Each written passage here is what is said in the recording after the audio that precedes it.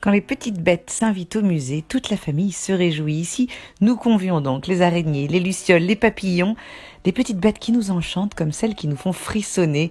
Mais rassurez-vous, aucune crainte, ces petites créatures ne nous veulent pas de mal. Le musée en herbe nous invite ici à regarder autour de nous pour observer avec attention ces êtres minuscules qui peuplent notre monde. Pas question néanmoins de se contenter des bestioles dans l'art, sagement peintes sur une toile ou sculptées dans du marbre. Non, non. Sachez qu'elles se sont aussi déplacées jusqu'au musée où elles se sont installées en résidence. Un parcours atypique donc, entre œuvres d'art, vivarium et autres planches entomologiques pour apprendre en s'amusant. Alors on enfile ses bottes, on saisit ses jumelles et son carnet d'explorateur et on part à l'aventure, tel un Indiana Jones intrépide à la recherche d'un animal extraordinaire. Cette exposition ludique et interactive, guidée par un jeu de piste, alors on vous recommande d'ailleurs de bien prendre votre crayon avec vous, va nous emmener de la femme papillon de Dali à la peste de Niki de Saint-Phal, des araignées de Louise Bourgeois aux sculptures en toile d'araignée vivante de Thomas Saraceno.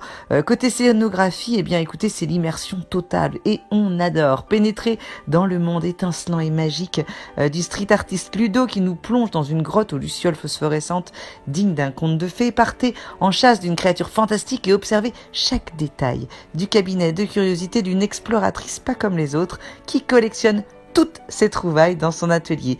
Œufs de mammouth, chiméroptères géants, empreintes de dragon, une enquête aussi pimentée qu'éblouissante qui n'oublie pas le message scientifique autour de ces espèces particulièrement fragiles qu'il nous faut protéger.